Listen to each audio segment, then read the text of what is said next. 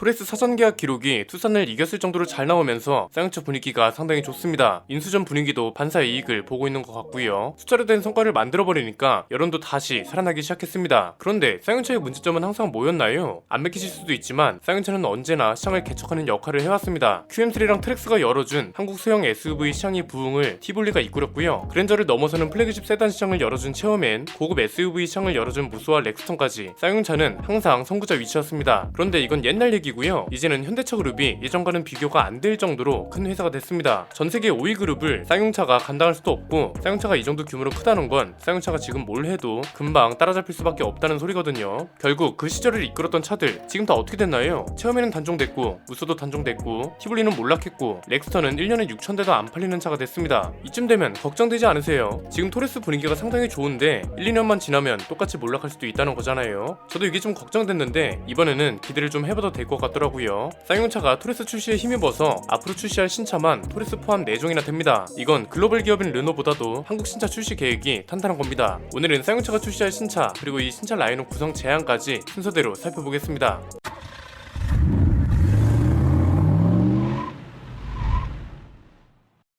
쌍용차가 토레스 이후에 출시하는 신차가 굉장히 중요합니다. 이번에 공개된 토레스는 쌍용차의 회생 의지를 보는 거고요. 그 이후에 출시하는 신차는 쌍용차뿐만 아니라 노조까지 정신을 차렸는지, 그리고 KG그룹의 쌍용차 운영 역량까지 모두 시험해볼 수 있는 기회입니다. 다행히 우리가 생각했던 것보다 신차 계획이 탄탄합니다. 일단 지금 정해져 있거나 계획 중인 신차부터 볼까요? 토레스가 7월 출시된 이후에 토레스 파생 모델이 2가지나 출시될 예정입니다. 그중 제일 먼저 출시되는 게 토레스 전기차입니다. 2023년 예정인데요. 이 차가 진짜 중요한 시작이 될 겁니다. 쌍용차랑 KG그룹이 가장 철저하게 준비해야 하는 차라고 할 수밖에 없는 이유가 토레스 전기차가 보여줘야 하는 것들이 너무 명확하거든요. 쌍용차의 전기차 기술력이 얼마나 되는지, KG그룹이 쌍용차의 협력 관계인 비아디라는 카드를 얼마나 효율적으로 잘 활용하는지, 이런 걸 잘 보여줘야 하는 차가 토레스 전기차입니다. 만약 이게 코란도 이모션처럼 나오면 진짜 폭망각입니다. 일단 토레스의 디자인하고 옵션 구성, 가격, 이런 건 지금 반응이 굉장히 좋잖아요. 이 분위기를 최대한 끌고 가고, 전기차는 엠블럼이나 헤드램프 형상 같은 것들 정도만 차이를 두면 될 것 같습니다. 그리고 배터리 스펙은 양날의검이 될 겁니다. 최근에 에디슨 모터스가 KG그룹하고 회동을 가졌고, 여기서 쌍용차 전기차 협력 관련 이야기가 오갔다, 에디슨 측에서 이런 이야기가 나왔다고 말씀드렸죠. 이것만 피하면 될 것 같습니다. 굳이 이런 상황에서 에디슨 모터스와 협력하는 전기차라는 꼬리표가 붙어야 하나 싶습니다. 강영권 대표도 그랬죠. 쌍용차 인수 실패 같은 악재가 계속돼서 에디슨이라는 이름 자체에 부정적인 이미지가 많아졌고, 그래서 최근에 에디슨 모터스 이름도 바꿔버렸잖아요. 그나마 다행인 건 KG그룹 쪽에서는 어떠한 관련 기사도 내지 않았고, 관계자들도 관련 내용을 잘 모르는 걸로 봐서는 협력 가능성은 굉장히 낮아 보이는데, 혹시나 해서 다시 짚어봤습니다. KG그룹은 비아드를 제대로 활용했으면 좋겠습니다. 이게 상하이 자동차대랑은 조금 다릅니다. 상하이차는 쌍용차라는 회사 자체를 인수한 거였잖아요. 이번에는 그게 아니죠. 비아드랑 쌍용차가 협력 관계에 있고, 배터리 개발이랑 생산 같은 걸 비아드가 도와줄 수 있는 위치입니다. 중국 기업이니까 너무 많은 걸 줄 생각만 안 하면 됩니다. 활용할 수 있는 것만 최대한 빼오면 되죠. 토레스에 최적화된 배터리를 개발하고 생산하고, 그에 대한 대가만 합리적으로 지불하면 그만입니다. 비아디는 중국 기업입니다. 중국 기업이 가지고 있는 가장 큰 무기가 뭔가요?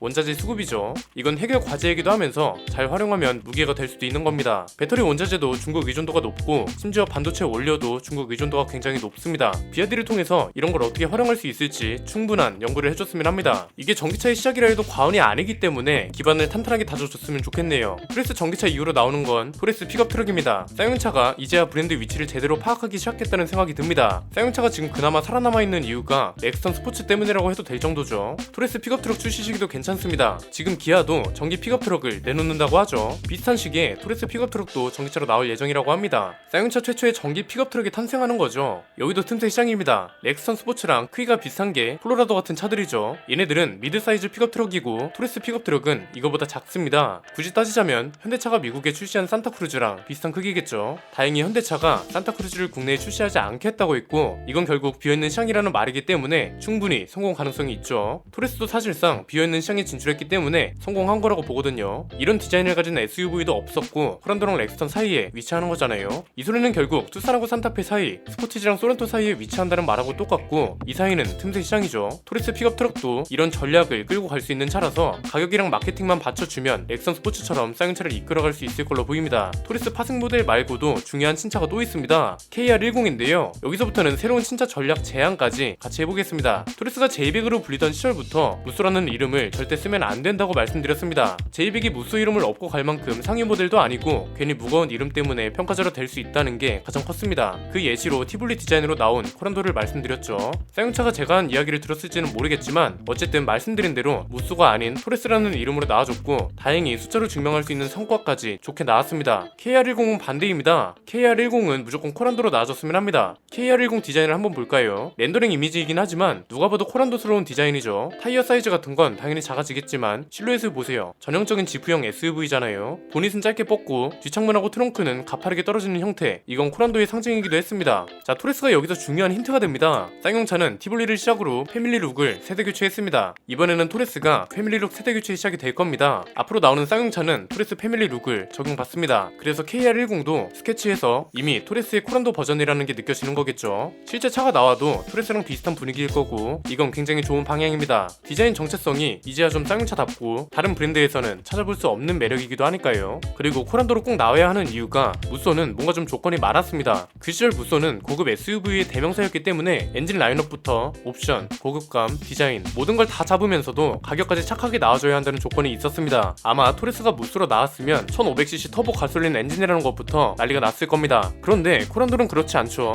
코란도는 고급스러운 차가 아닙니다. 투박하고 남자다운 이미지가 매력적인 차입니다. 1세대랑 2세대 코란도 그리고 KR10을 나란히 두고 보면 어떤가요? 디자인도 계승하고 이미지까지 이어받았습니다. KR10이 코란도로 나오지 않을 이유가 하나도 없다고 보고요. 이렇게 해야 코란도라는 이름도 다시 명성을 찾을 수 있을 거라고 봅니다.